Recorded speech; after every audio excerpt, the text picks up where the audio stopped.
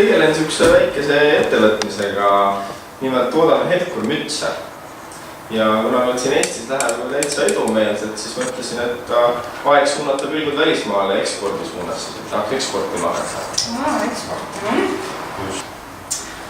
Aga siis, mis ma oskan teile soovitada? Arvan kohe, et siis ekspordiplaan ja võib-olla siis sinna juurde ka mingi võib-olla messiteenused ja võib-olla ka tunnetusstrateegia, et ma saadaks hiljem pakkumise.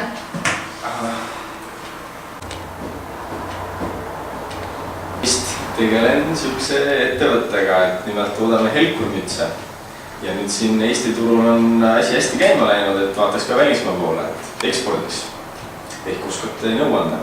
Tore, ma kõigepealt tahaksin teile öelda, et te saate olla täiesti avameelsed siin oma firmast rääkida, kuna meie vestlus on igal juhul konfidentsiaalne. Aga mis ootused teil kohtumised on, mis tulemustega täna ootate lahkuda siit? Nii jutt on siis ekspordist, nagu ma aru saan. Just. Ja helkivate mütside ekspordist. Nii ta on.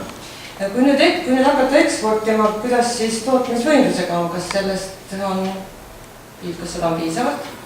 Teate, ei oskagi niimoodi ise öelda, et äkki teie konsultatsioonibüroo saaks hinnata selle ära ja siis mulle pigem öelda, et Eesti jaoks on piisav.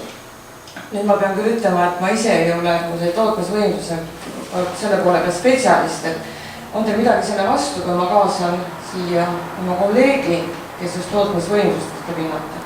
Aga kuidas teile tundub, et ma just mõtlen ise, et kuidas selle on, kas selle tootega nagu tasub minna välisturule või mis see teie nagu isiklik arvamus selle kohta oleks?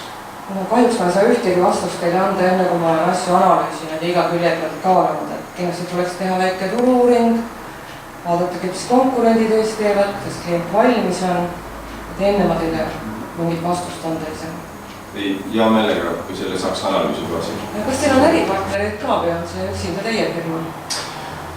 Tead, sellega niimoodi, et koos sõbraga teen seda ettevõtet ja ta on teadlik nendest plaanidest, me oleme kõik läbi arutanud. Ja ta toetab seda? Ja ta toetab igati, et see tegelikult oli isegi tema initsiatiiv alguses. Siis on väga hästi. Kas ma saan nüüd õieti aru, et me teeme selliselt, et te tahate hakata eksportima, et helkivad mütse ja me teeme kõigepealt turu-uuringud koos teiega. Mõistlik oleks.